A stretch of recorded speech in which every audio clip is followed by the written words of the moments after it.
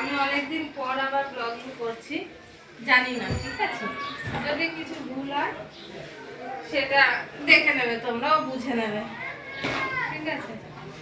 এই আমি এখন এই ঘর গোছাবো, গুছিয়ে চান টান করবো, করে আমার মেয়েকে আনতে যেতে হবে। তা ভাবলাম এখনই শুরু করি তোমাদের সাথে ব্লগিংটা। করি না আমি ব্লগিং, ইচ্ছা করলে তাই ভাবছি যে যদি করি, তোমাদের সাথে একটু গল্প করি আর কাজ করি।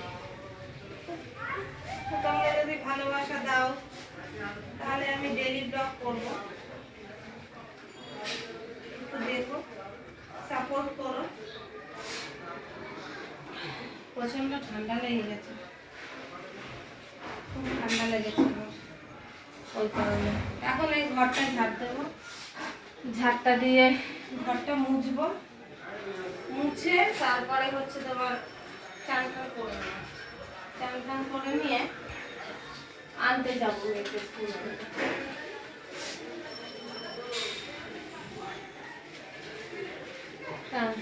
ঠিক আছে, আবার পরে আসছি, একটু কাজ করে তারপর আসছি।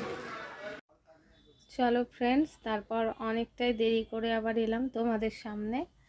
তো দুপুরবেলায় তো আমি বললাম যে মেয়েকে নিয়ে আসবো, এসে তারপর খাওয়াবো, চান করাবো, পড়াতে বসলাম।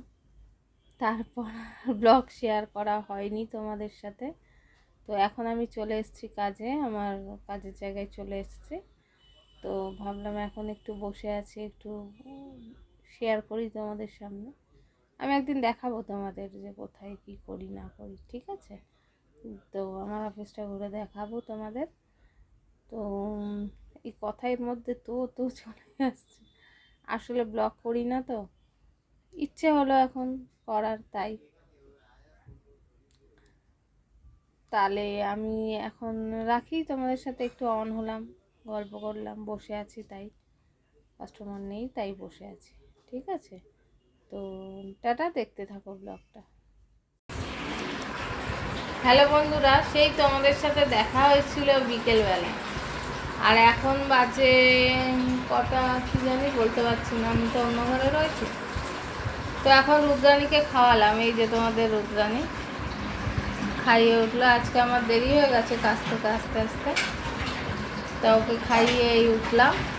তা ভাবলাম ব্লগটা তো আমার শেষ করা হয়নি, তাই আমি এখন শেষ করে দিচ্ছি।